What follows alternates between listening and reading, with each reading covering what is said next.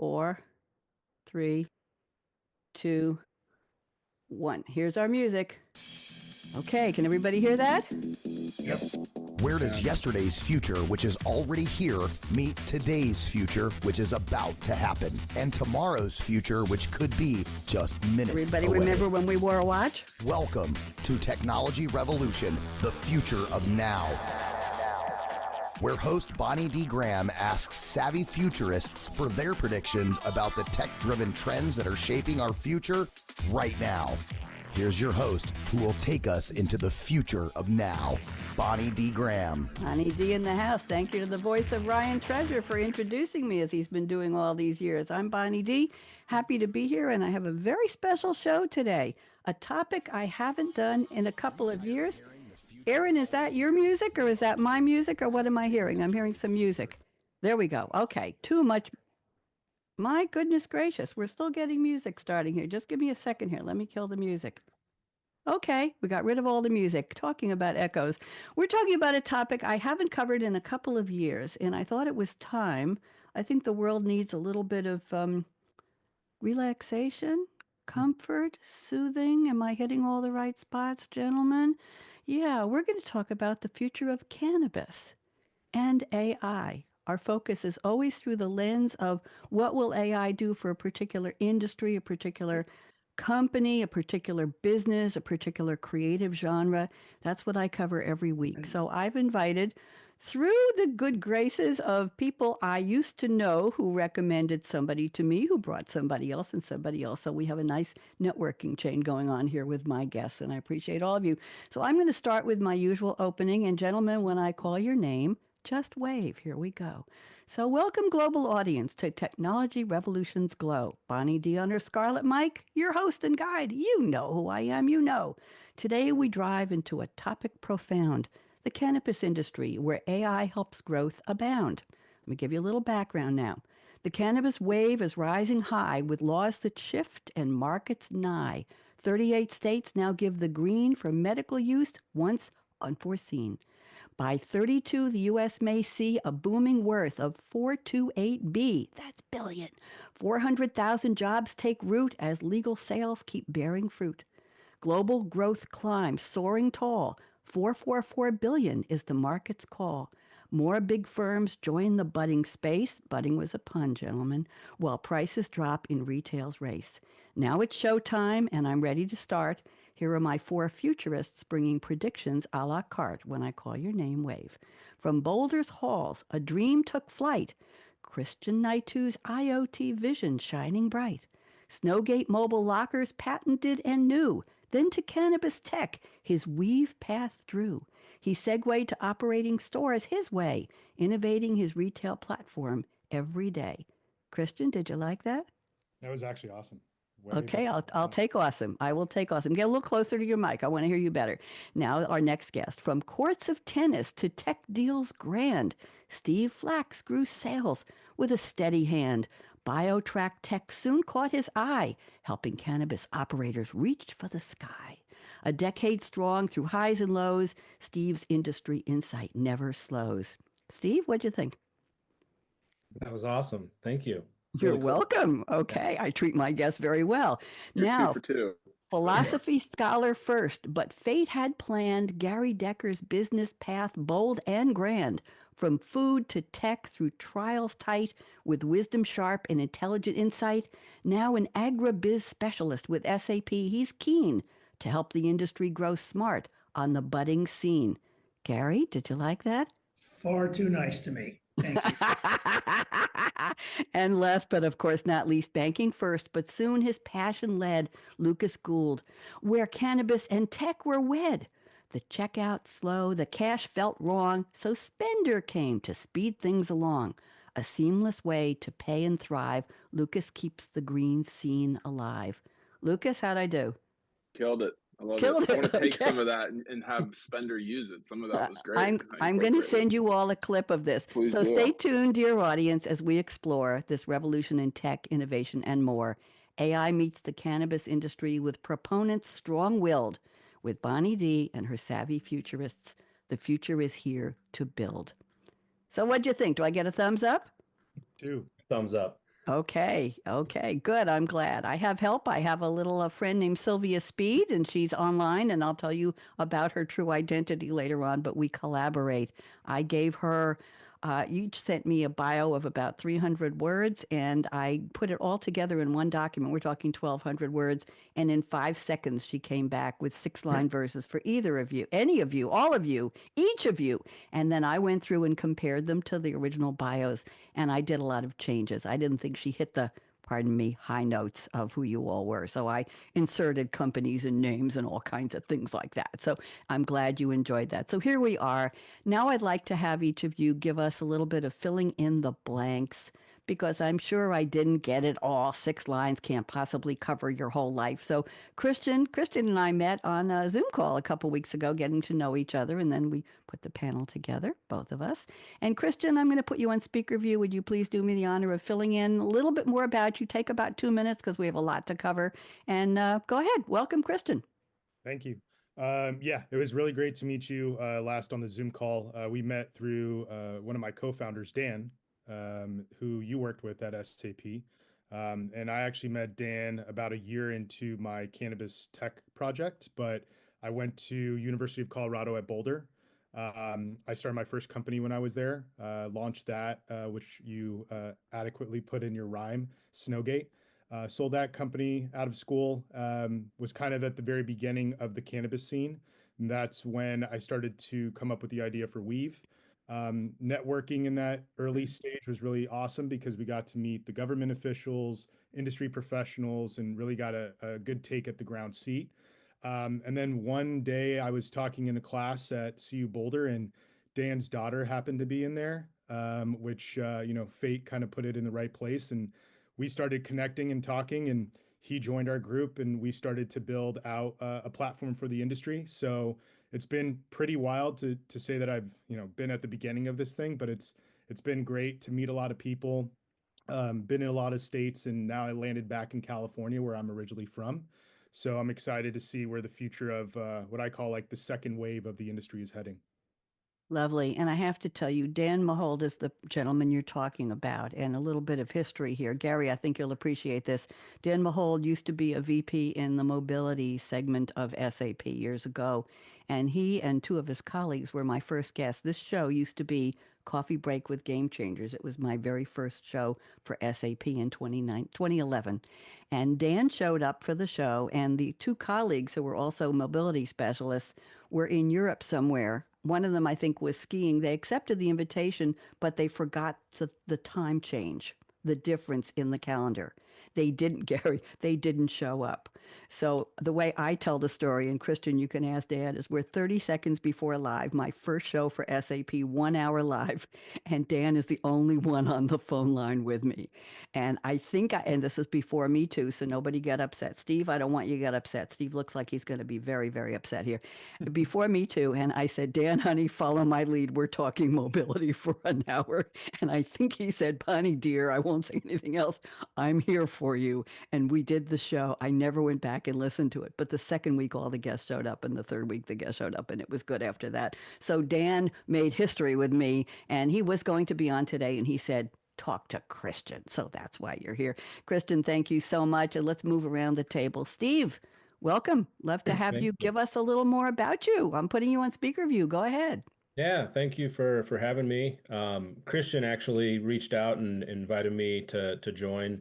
Kind of met him a few years ago at a trade show in one of the after parties, and just been in touch and talk about different things industry. And so I appreciate him, extending the offer to hop in. It's just been about 10 years since I've been in the space. I got in with a large POS and inventory management provider back in 2015, named BioTrack, and they provide inventory management as well as compliance solutions to regulators and to businesses. So I had the opportunity to build the sales team and understand the differences between the operators in each market, and kind of a unique view working with small operators, medium-sized operators, and large publicly traded companies. And through that, technology was always obviously part of our world, plugging in different integrators to the POS, understanding the payment offerings, understanding the loyalty components, kind of anything Canatech related. And when back in 2015, this is how far cannabis has come, especially when it comes to tech. There was a short list of loyalty, e-commerce, POS providers back in 2015, and now there's over 75 or 80 to 100. It's crazy how many there are, and everybody has their unique differences and their different value propositions, and it's really interesting to see the cannabis solutions that have been created for cannabis being such a unique market with the regulations, with each state having nuances, and obviously with the AI, that's going to go a different direction. There's going to be consolidation. There's going to be, all sorts of, creative ideas. And I'm excited to join and listen to what Lucas and Christian have to say, and Gary, about that, as they, are all tech related entrepreneurs. Thank you so much, Steve. Pleasure to meet you. And the industry comes today with the aura or the ghost or the shadow of what it was, what it used to be before it was an industry that we talked about in the business sense of legitimacy or being accepted or being legal. I use that word. So it comes with that background, which makes it even more interesting to observers like me. So thank you, Steve. Gary Decker, you're here. Who sent you to me? Was it Tom Madonna? I think Tom recommended. It was. Yeah. Tom is a wonderful resource. He's a terrific guest, and he's on many of my shows several times a year. Gary, welcome. I'm putting you on speaker view. Why don't you fill in a couple blanks for us? Welcome. Sure. It's interesting. Steve was talking about the differences, the special nature of cannabis. I tend to view it as similar to a lot of things, but my background, I got started with SAP about almost 20 years ago, came from a fruit and vegetable cooperative. I've been in the food business for a long time. Got into this role about 15 years ago. SAP goes to market by industry, so we have specialists. Cannabis is a little bit different because there are aspects of it that make it very much like a retail business. There are aspects of it that make it very much like a consumer products manufacturer. There's farming aspects. It has worked its way into agribusiness. Anyway, I work with a lot of different companies around North America in the agribusiness space. I'm taking over for the guy who really got started with cannabis at SAP. SAP, if anybody doesn't know, we are an ERP company. We run a lot of the major companies of the world. In consumer products, we're very, very strong. In retail, we're pretty strong, supply chain, et cetera. The guy who got started spent a lot of time with the startup of the industry, and was involved with many companies when they were very small. As they get bigger, the capabilities that SAP offers become very interesting. What I like to think of it similar to is the wine business. I work with a number of the great big wine companies, and when you look at the wine business, they have a lot of the same issues. Not quite as strong as you can't do this, but there's a lot of places in this country that you can't sell to an individual directly if you're a winemaker. There's a lot of places in this country that have very specialized requirements about who all needs to be involved. So there's a little bit of that. There's also a little bit of the complete end-to-end, from growing to manufacturing to distributing to retailing, that's similar to a Levi Strauss, who makes jeans, but they also sell jeans. And so that's kind of where I come in. And my job here is to understand how companies work, how our solutions can help them run their business. But it's a lot of fun to talk to folks about how they could grow their business. AI is a really interesting topic because you almost get sucked into AI conversations everywhere you go these days. I was with a big meat company yesterday, and we found ourselves talking about AI when AI is not going to change the way the meat business works, not fundamentally. But we still got talking about all the things it could do. So it's a nice lead into today's topic. It's AI is a really interesting subject. Thank you very much. Thanks for joining us, Gary. Appreciate that. Lucas Gould, you're up. Tell us, what else do we need to know about you? Welcome. I'm not sure if what I'll say is need to know, but hopefully people will enjoy hearing it. Well, thanks for having me. Christian got me involved. I met Christian probably a month or so ago as we've started to think about ways that our two companies can work together. And appreciate you, Christian, getting me involved in this. Let's see, I've been in cannabis, I guess, for almost 8 years now, since 2017. Back in college, I helped launch a CBD consumer goods company. And once I graduated, I took a different path and started my career in corporate finance at JP Morgan. I worked on our payments team, on our corporate banking team. And so doing some similar things that I do now at Spender, but just for very traditional, very kind of non-cannabis businesses, and did that for a number of years. Um, and through that, I've just been a longtime cannabis consumer. And just, I think a lot of the problems that we're facing now with Spender, I personally experienced, and I had people close to me who owned and operated dispensaries. So I had just got a really, I think, unique opportunity to see some of the issues and the problems that both operators and consumers faced. And so we started Spender to solve a lot of those problems. We're big believers in cannabis normalization. In places that cannabis is legal, we think that you should be able to buy cannabis just like you can buy a cup of coffee, and yet the purchasing experience is very not normal, right? You pay with cash, you get a brown paper bag, with your product, and you walk out. And so we believe Spender's making the way you buy cannabis safer and more normal and more rewarding, and that will ultimately help lead to normalization. And so we work across a number of states with Spender, and we support both consumers and dispensaries, helping them find cannabis, helping them purchase cannabis, giving rewards for cannabis, just making the overall experience more rewarding, more normal, better access, those types of things. And so we definitely have our opinions on technology and on how AI can be used, and excited to talk some more about it here. So thanks again for having me. Thank you. Pleasure. Very interesting cadre. Wouldn't you say, Gary? Very interesting group. Gary's meeting people. I don't know if he would ever have met the other three gentlemen if it weren't here. And Christian, you probably, well, who do you know on the panel, Christian? You know Steve, right? Steve, and I know Lucas. Yep. And you know Lucas. Okay. So I love it when panels come together with networking through different sources. So thank you very much. So now it's time for me to go into the quote section of the show. And I've asked each of you to send me a quote from a fictional character in a movie or a TV show or a song lyric. And you're going to explain to us in your own words briefly, because I want to get to the predictions, briefly, what it means to our topic, why you picked the quote. So Christian has picked a quote from Agent K, letter K, aka KAY, played by the indubitable Tommy Lee Jones. Boy, he's been around a long time. Men in Black, 1997 sci-fi action comedy film. That is so many genres strung together, Christian. Do you realize that? Sci-fi, action, and comedy? Yeah, that must have been a good one. Agent K and Agent J, Will Smith, investigate a series of seemingly unrelated criminal incidents related to the extraterrestrials who live in secret on the Earth. We'll leave it there. Agent K was born fictionally Kevin Cunningham Brown. Okay. So here is the quote. It's a long one, but we'll get through it. 1,500 years ago, everybody knew that the Earth was the center of the universe. 500 years ago, everybody knew the Earth was flat. And 15 minutes ago, you knew that we were alone on this planet. Imagine what you'll know tomorrow. Christian, this is a damn good quote. So go ahead. What does this have to do with our topic in your own words? 2 minutes. Go.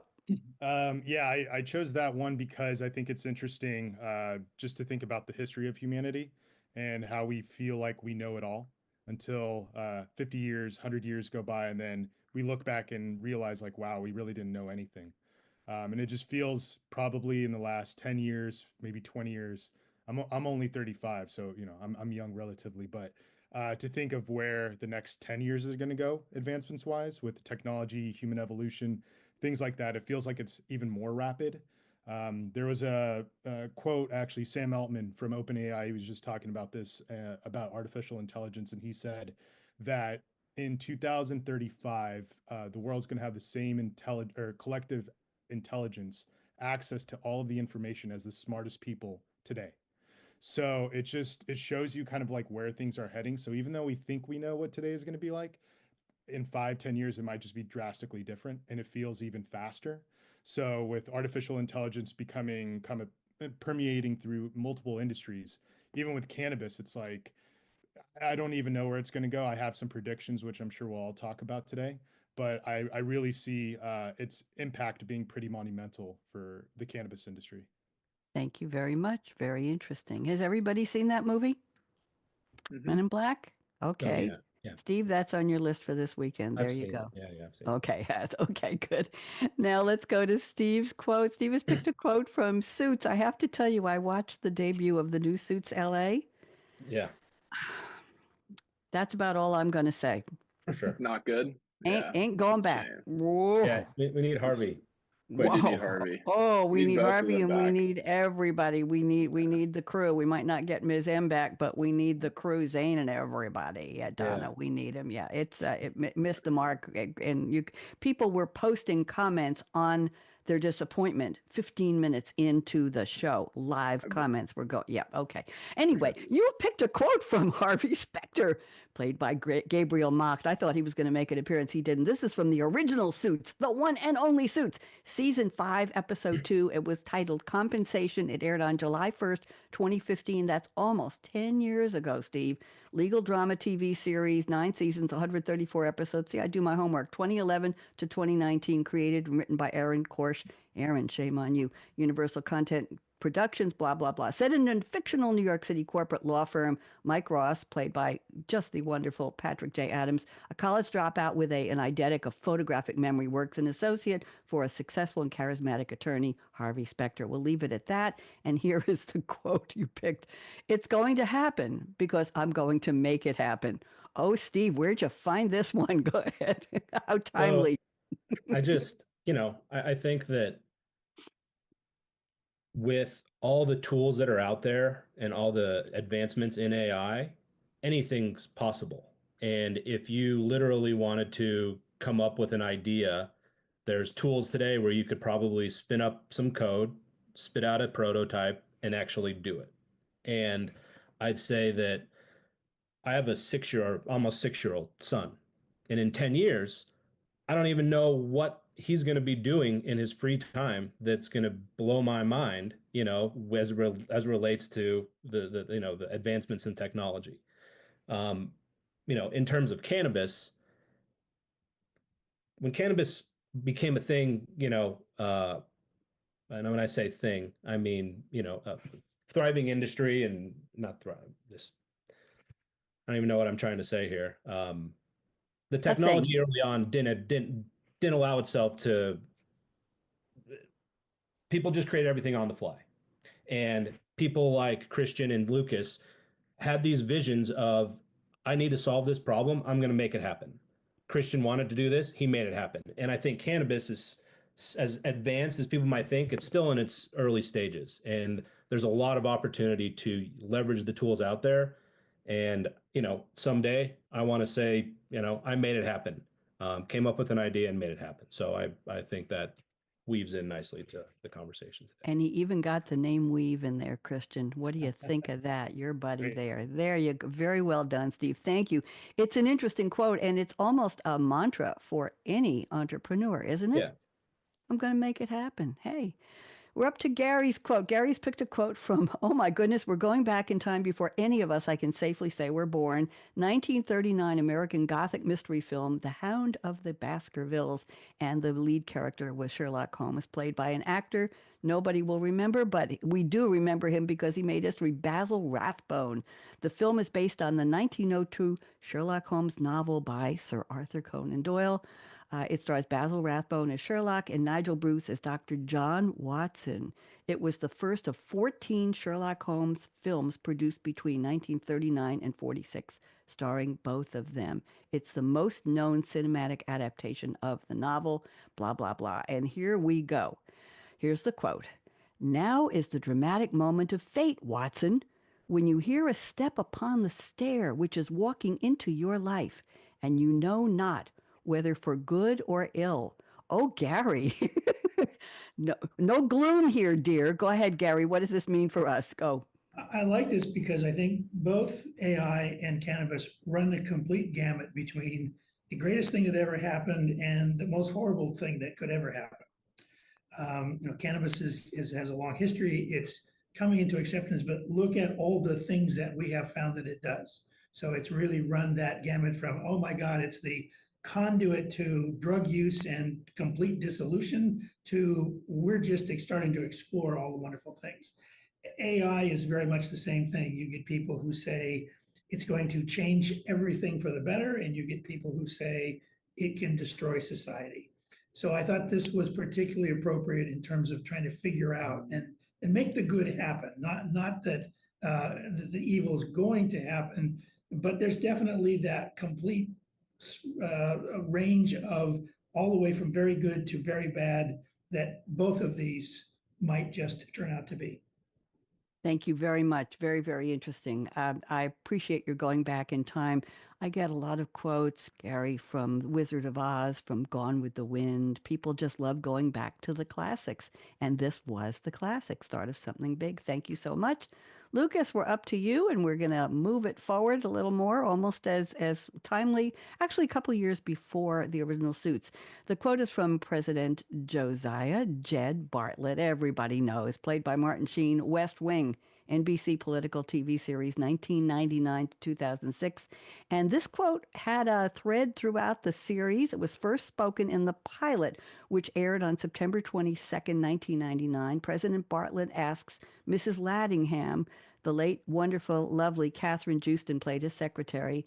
And the quote was, he said to her, Mrs. Laddingham, what's next? What's next became the president's signature phrase on the West Wing. So your quote, Lucas, is what's next? I love it. Lucas, the 2-word quotes sometimes are the It's the biggest, shortest quote. the biggest ones. Okay, go ahead. Tell us what this what this means for you.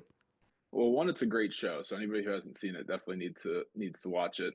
I think there's many reasons I chose it. I think one, it's like a mantra that I live by, I think, in my own job every day. And I think it's really pertinent to being in the cannabis business and frankly, in probably the AI business as well.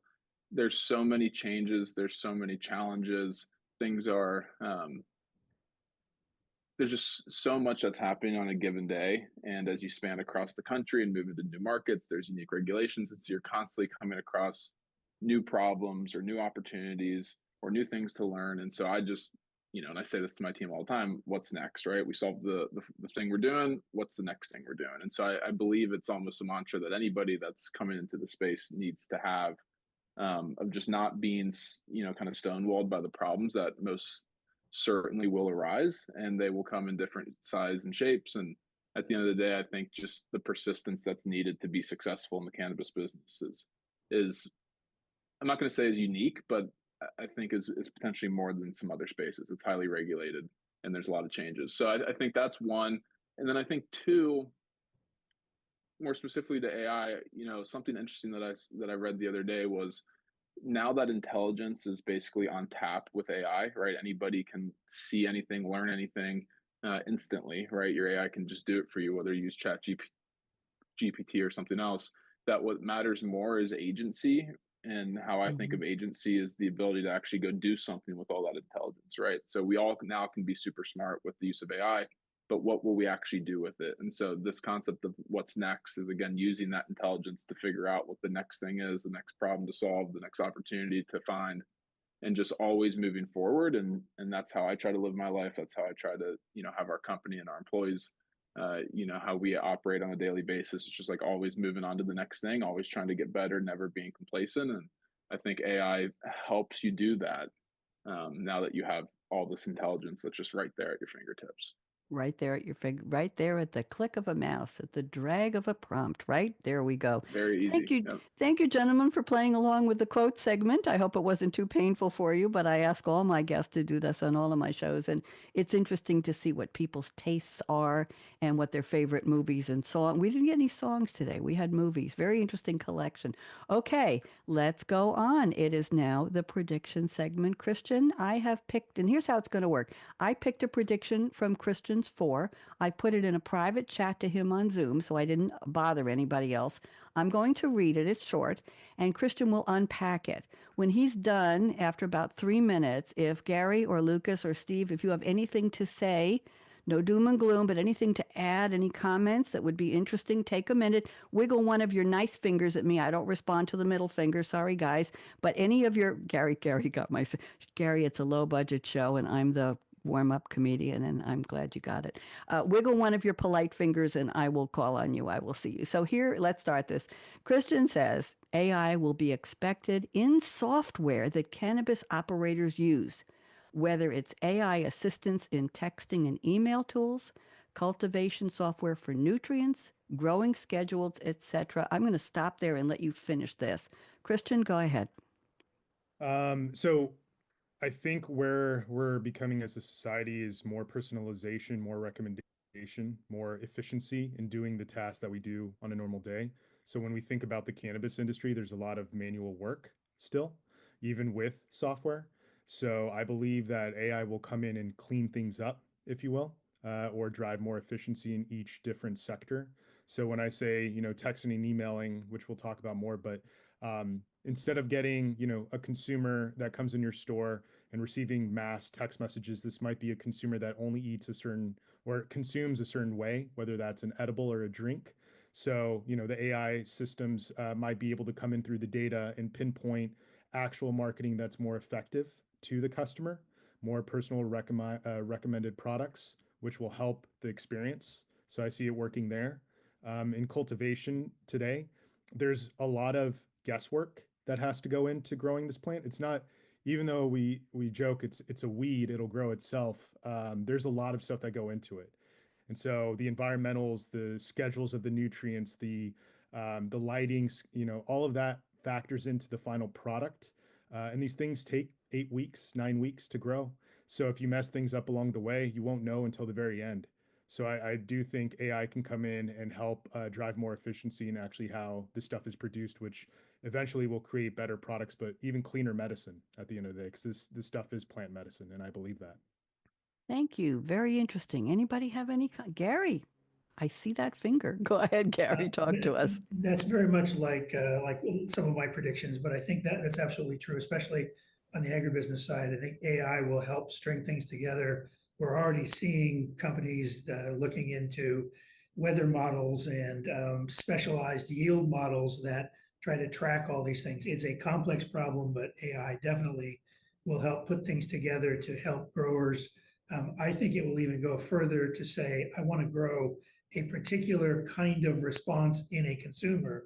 So how do I want to grow this particular strain of cannabis to get to those people who want a really dreamy kind of experience versus a really intense creative kind of experience versus whatever. So some really interesting stuff in terms of trying to put all that together and bring all the connections from everything from the end user's experience all the way back to how the grower is actually growing and what they have to do to make that bud do what it's supposed to do. Thank you. Interesting. Lucas or Steve, anything? I think Gary segued a little into Steve's prediction, but Lucas, go ahead. Gary, we'll get to it. Steve, Lucas, you're next. Go talk. Yeah, I had something. I think I had something similar just around how AI. I guess less on the plant touching side, and just because that's my lens is software, um, but really in the personalization, and I think less about a dispensary being able to target individual people, but like as a consumer being able to use AI to find the products that work best for me. Like I'm a big believer that the same product could impact all of us very differently, right? We could take the same dose, same delivery method, and it's going to impact us very differently. And so you're never going to have like a product, in my opinion, that will be dialed in specifically for, let's say, anxiety, reducement, right? But I think for a certain person, that product could do that. And then as you figure out the properties of that product, finding similar products that could do the same thing and using AI as a way to build essentially a profile on each person so that you as that individual knows here's what I should be looking for this specific use case. And I don't think we have that in the masses yet. I think there is data. There are companies that are trying to do like this, it's like an AI bud tender thing where you can recommend certain products to people based on what they want. But I think what's really hard is everybody's different, right? And so it's really not a one size fits all. And I think the personalization has to be at the individual level. And I think that can only happen with AI. So I'm excited to see what comes of that. And I think there's gonna be a lot of opportunities for people. Thank you. I was going to say that's essentially what I think I had for a couple of my predictions is, what are the tech solutions out there that's going to encourage repeat purchasing, that's going to encourage, loyalty, and it's going to encourage them to talk really good about your dispensary and the experience that they have when they go there. But also, the tools that are available for the staff, the bud tenders, and how do you make them smarter, and how are they the experts and not, hey, this is a indica or sativa, which is pretty general. When you go to a dispensary, somebody might just be pretty broad, where have a better conversation. So there's training tools that could incorporate AI to make the bud tenders more aware of how to have conversations with individuals, or how how does that follow up happen after the purchase is done, and really kind of taking it a step further outside the store. So when they come back, you can do that process again. So I'd say that, tools like that with the AI, it's going to be very interesting to see what happens in the next couple of years for sure. Thank you. And Steve, I'm going to go ahead and read the two predictions I picked for you just to formalize this, if that's okay with you, Yeah, because I for want to sure. give you credit for how nicely you position them. The first one we were going to do, which Lucas and Gary got into, which was wonderful. You said AI will help businesses understand their most qualified prospects and buyers by leveraging a variety of data, including loyalty, demographics, etc. AI can help predict, which is what we talk about here, who is coming into the shop, what they want, making the experience better, and they'll be more likely to return. That was the first one. Then when I heard where they were going with that, I picked your second one, which is what you were. And if you want to expand this a little more, you say AI will help sales reps sell more to cannabis industry operators. And hopefully, tools will be adopted by the industry as they are in other verticals. You want to Yeah. talk a little more about those tools, Steve? Go ahead. Yeah, I'd say that, there's prospecting and sales in any industry is not easy, right? And then when you look at the cannabis industry, cell phones really are tough to get. You can't really get a hold of growers that easily. And there are tools out there, that provide the ability to, find who's who. But, you know, having in a perfect world, if I'm a sales rep for let's call it a brand or even an ancillary company, I want to come in every Monday and have a list of ideal prospects that I can immediately call, and the AI has put together here are the 10 most qualified people based on all of the information. And I know that there are some competitors out there, or some companies that, like a Zoom Info, that might do that. But, in a perfect world, having ideal prospects already sift down to here, you call these people, you say this, and that's going to be transformative in selling here in the next couple of years for sure. Thank you. Interesting. Anybody have any comments on that? Did that pique any comments? Okay, we're good. All right, Gary, I'm going to your prediction number 3. Gary says AI will allow the rapid growth and specialization of cannabis companies working together in a complex supply chain, i.e., meaning instead of one does it all company, I'm using my air quotes, separate growers, processors of various kinds, branding and packaging, distributors, etc. Interesting. Gary, why don't you unpack this for us? I'm intrigued. So, because of the folks that I work with, scale is always a question, and sometimes it's hard to understand the scale of what goes on. But we're talking about multi-billion-dollar industries. We're talking about not just a grower, but thousands of growers, if not tens of thousands of growers. What AI can do that I think is going to be important is take a lot of the administrative work, a lot of the day-to-day stuff, and let everybody do a little bit more with what they have. So instead of, I have 100 entries to post in the general ledger, I have maybe one or two I need to work at. So it lets me do more. It also helps people train quicker and understand what systems do and understand what needs to be done. So all this kind of goes together to say it's going to be easier for companies to actually grow and become larger and larger. But with that growth, inevitably, in my opinion, comes specialization, because not everybody's not good at everything. So companies that grow large tend to grow because they're very good at something. They're, as I said, either the growing part, the processing part, the distribution part, And it can also leverage, or companies will leverage other companies that do that already. But AI can help bridge the gap between those companies and make a very tight supply chain from one end to the other to allow the industry to work as if it were still small, but work at great scale. Interesting. Gentlemen, I'd love to get some comments around the table. Christian, what do you think? It's interesting because I don't think we've talked about the regulatory environment that we all, Mm-mm. have to play with. So I guess what's unique about my career in cannabis is not only have I been a technology provider, I've actually been an operator. So I've lived the retail, distribution, manufacturing world with licenses that I operated in California. And here's what I've learned about being an operator. It's hard to build Pepsi as a company when you have to build Pepsi in each state that you want to be a part of. You can't build a national version of this because of the regulatory environment. Every state has different rules. Some states have a three-tiered distribution model, like California, where growers have to go to a distributor to then get to a retailer. But in places like Colorado, that doesn't exist. A grower can send their product and test their product directly and send it to a retailer. So it forces the businesses to adapt to the regulatory environment. The question and the prediction is when there's federal legalization, what does this all look like? Is it cost effective to be growing in an indoor facility in New Jersey where real estate is extremely expensive? Water and electricity might be more expensive than, say, a Nebraska or somewhere else, and those are conversations I have with a lot of operators because I think what's going to happen when federal legalization does come is it's going to break down these vertical companies and it's going to make them kind of like Gary talked about, like specialized. So we're going to see a massive consolidation across the board. I mean, right now, unfortunately, California is experiencing a huge decline in the market.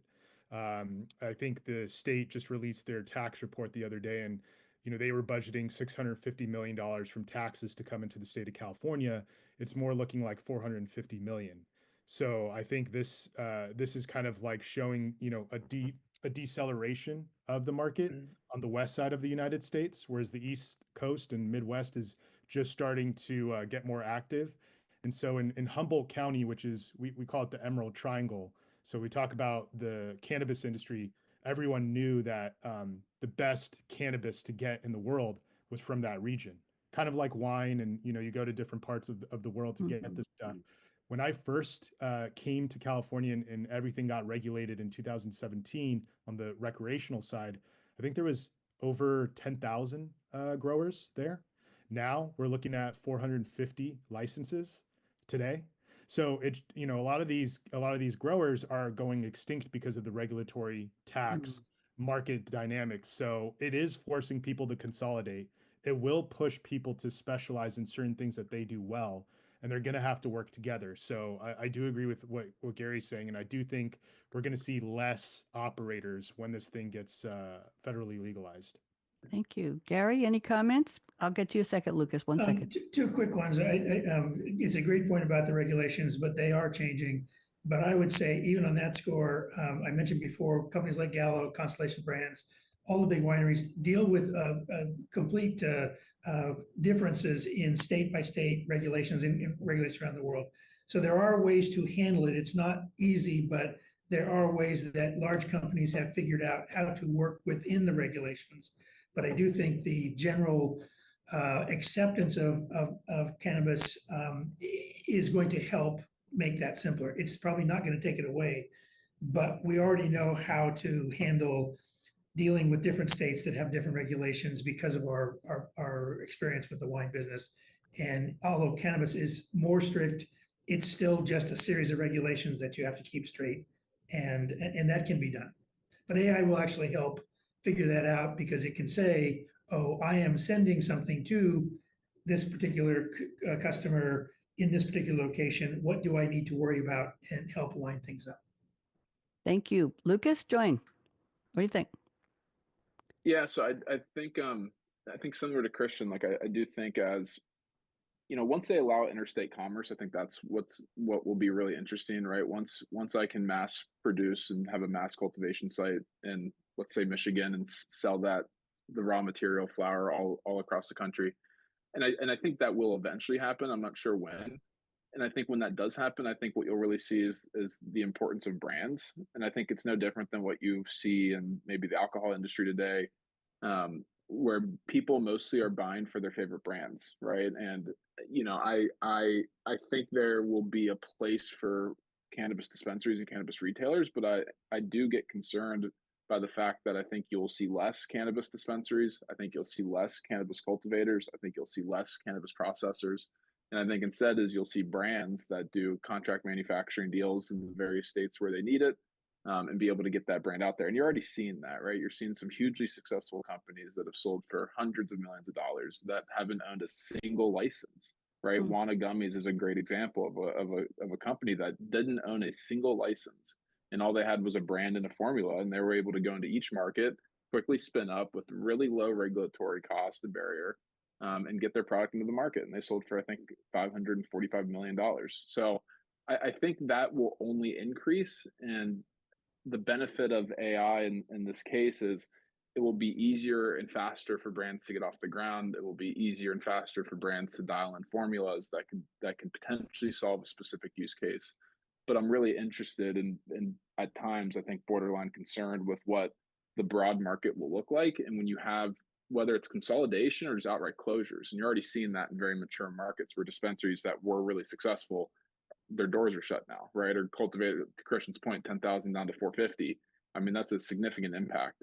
And so what will that look like in, 2, 3, 5, 10 years? I'm not sure, but I do think it will be smaller in terms of the number of producers and operators, and much larger in terms of the consumer and the general consumption. So I think you'll see more plants being produced, more products being sold, more consumers participating, but the companies that make up that supply chain, I think, will be less.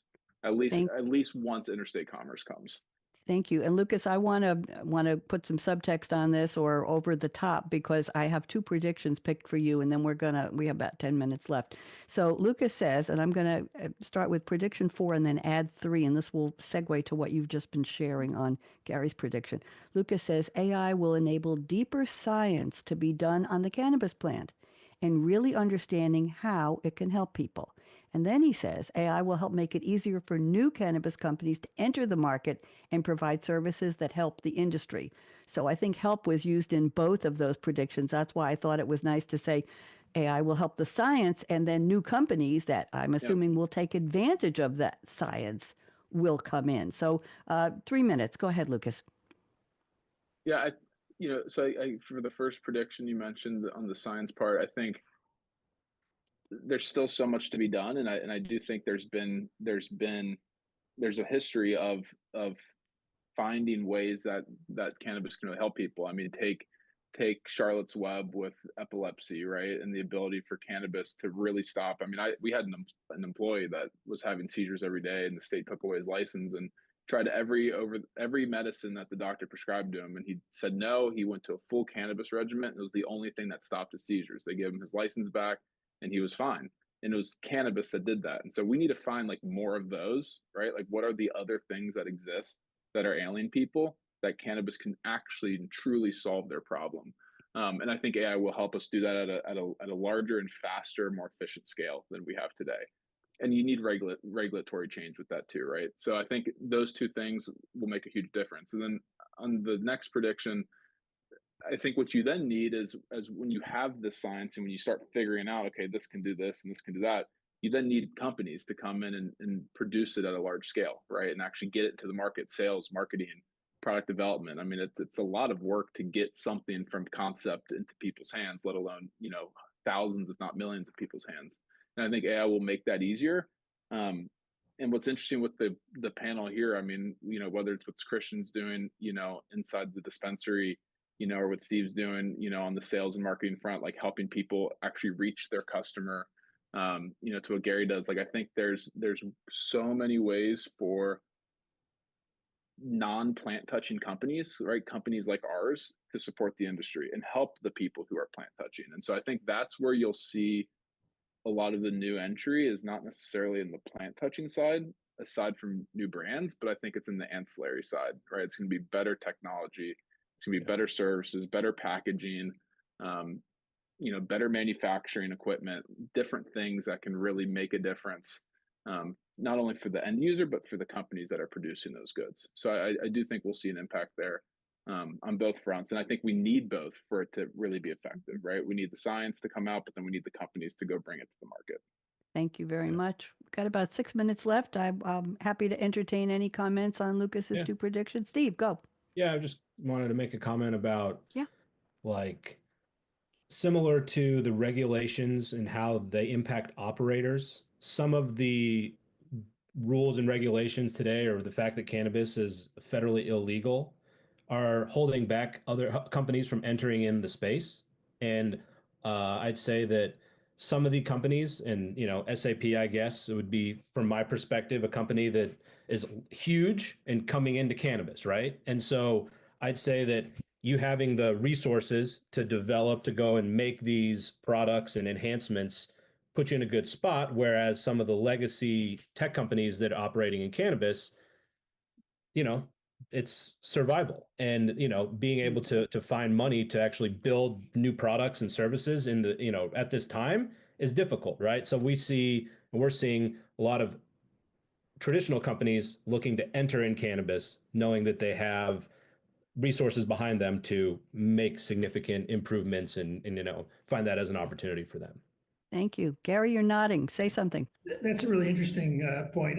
There are some big companies. Constellation Brands, for example, is invested in it, quite a bit of it in it. We haven't talked much about what AI takes, and that leads me to talk about as AI is used. I think there's going to be a gap that continues to grow between the haves and the have-nots.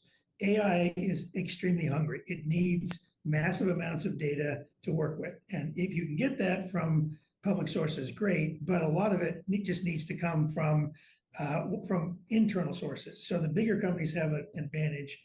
The more they can use AI to be better than the small companies trying to survive, widens that gap and makes it more and more difficult. So that's some of the difficult side to an industry that has really grown up from very small companies.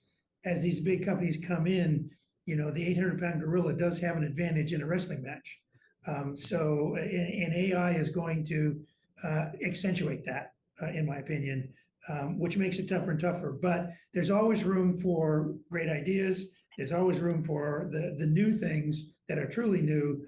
But somebody just trying to get by and do what the big guys do, that's going to be really hard. Okay, I've got 3 minutes left. Lucas wants to say something. Go ahead, Lucas, real fast. I think Gary, it's interesting because I think the one benefit of AI is that hopefully, I guess, in some extent, the smaller companies could maybe be more likely to compete with bigger companies than they could historically, right? I think historically, like big companies, once they had their market, you had really no chance of out competing them. But I think now with AI, you can be, whether it's faster or smarter or whatever it is, to get ahead in certain areas, especially in certain niches where maybe they're not focused as much in. And I think you may see that in cannabis, but I agree with you. Like the company with the proprietary data set that can create like a real application with AI that's actually useful, like that will win, right? And I think that's what you need to figure out like what is the data set that you have access to that nobody else does. And if you can use that to train your model or to train your application to do the specific thing that you think is needed, like that in my opinion is what's going to win. So I do agree with you on that for sure. Thank you. Lucas, you get the last word. Go. I'm sorry. Me? Kristen. I apologize. Kristen, I was looking at Lucas. I totally echoing Gary's sentiment about big companies having the ability and the resources to do this. I also agree with Lucas. I think AI is going to help the little guy compete, on a bigger scale. But just something that we're doing at Weave that kind of folds into what everyone was just talking. So we've launched in 2015 a point of sale system for dispensaries all over the U.S. that are legal. We've accumulated millions of transactions since that time. And about a couple months ago, we have a partnership with Google. And we've been working with the Gemini team. And so for us, what we've found interesting is that we've been building custom LLM models on all this transactional data. And what we're trying to do is when you go online and you see those recommended for you, we think you're going to buy this, you should buy this as well on any e-commerce site. We're taking that idea and we're actually infusing it into the store. where we see this as open new territory, because the problem is, like everyone was talking about, is you have different walks of life going into stores to access cannabis, whether it's medicinally, recreationally. The problem that they have is if they have a bad experience one time, they might be hesitant to come back a second time. So they rely on the people at the stores to recommend the right products. And you'll hear when you walk into a dispensary, most of the time the salesperson will ask them, what kind of experience are you trying to have? And that's how they start guiding the sales process.